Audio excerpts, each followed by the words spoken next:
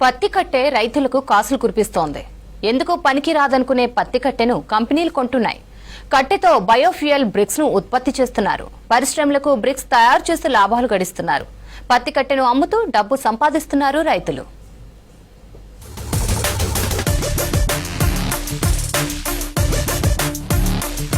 ఉమ్మడి ఆదిలాబాద్ జిల్లాలో పత్తి కట్టె రైతులకు ఆదాయ వనరుగా మారింది.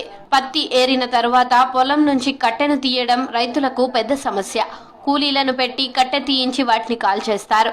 దాంతో పర్యావరణ కాలుష్యంతో పాటు పత్తి చేనులో గులాబీ పురుగు వచ్చే అవకాశం ఉంటుంది. ఇప్పుడు ఆ సమస్య లేకుండా కొన్ని ప్రైవేట్ కంపెనీలు పత్తి కట్టెను కొనుగోలు చేస్తున్నాయి. వ్యవసాయ వ్యర్థాలతో బయోఫ్యూయల్ బ్రిక్స్ చేస్తున్న కంపెనీలు రైతుల నుంచి పత్తి కట్టెను కొంటున్నాయి.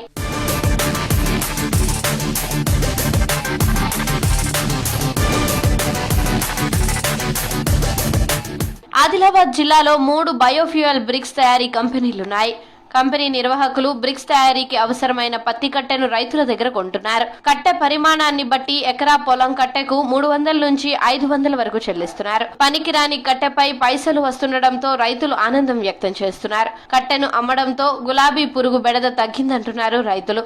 కట్టెను కానీ పత్తి చెట్టును కానీ తీయాలంటే అప్పుడు ఎంతో శ్రమ అనేటువంటిది ఉండే. పీకాలా, చెయ్యాలా, కుప్పలేయాలి, వాటిని మళ్ళీ తీసుకుపోవాలా, లేదంటే తగలబెట్టాలంటే ఎంతో శ్రమతో కూడుకున్నటువంటి రైతులకు కూడా కూలీ తగ్గింది, శ్రమ అనేటువంటి తగ్గింది. ఆ రకంగా కూడా రైతాంగానికి పర్యావరణానికి ఉపయోగమైంది అనేటువంటి భావిస్తుంది. పత్తి కట్టెను కొన్న కంపెనీ నిర్వాహకులు రైతుల నుంచి రవాణా ఛార్జీలు తీసుకోకుండా నేరుగా పొలం నుంచి పరిశ్రమకు పత్తి కట్టెను తరలిస్తున్నారు. అక్కడ కట్టెను గడ్డిలా మార్చి గడ్డితో బయోఫ్యూయల్ బ్రిక్స్ తయారు చేస్తున్నారు. వాటిని కిలో 6 నుంచి 10 రూపాయలకు పరిశ్రమలకు అమ్ముతున్నారు. ప్రధానంగా విద్యుత్ ఉత్పత్తి కేంద్రాలకు, ఫార్మా, డైరీ, ఇతర పరిశ్రమలకు బ్రిక్స్ సప్లై చేస్తున్నారు. బొగ్గుకు బదులుగా బయోఫ్యూయల్ బ్రిక్స్ అందించి లాభాలు పొందుతున్నారు. जो कुछ किसान अपना खुद ला के देते हैं, कुछ जो है खेतों में जमा करके हमारे को इन्फॉर्म करते हैं. हमारे लोग जा करके एजेंट जा करके उठा करके लेके आते हैं उसको. इससे जो है बायोफ्यूल जो बनता है, जो कि कोल के बराबर का ये है. बिजनेस जो है बहुत मेहनत वाला काम है, बहुत आसान नहीं है. हम भी 1.5 साल जो है बहुत परेशान हुए इस पर.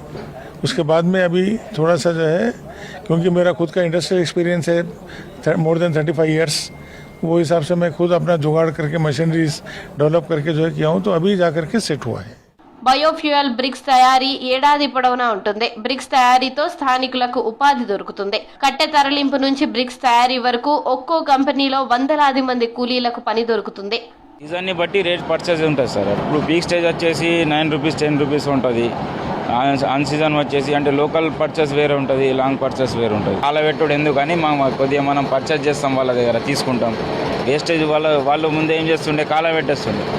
ఇది ఏంటంటే ఒక కొత్త ప్లాంట్ మనకు రైతులకు కూడా కొంచెం సహకరిస్తారు. బిజినెస్ బాగుంది సార్, బిజినెస్ బాగుంది. కొద్దిగా అంటే కష్టపడతాయి అంతే. భవిష్యత్తులో వ్యవసాయ వ్యర్థాలతో మరిన్ని ఉత్పత్తులు తయారు చేస్తామంటున్నారు నిర్వాహకులు. ఇలాంటి వాటితో స్థానికులకు ఉపాధితో పాటు రైతులకు లాభం ఉంటుందని చెప్పారు.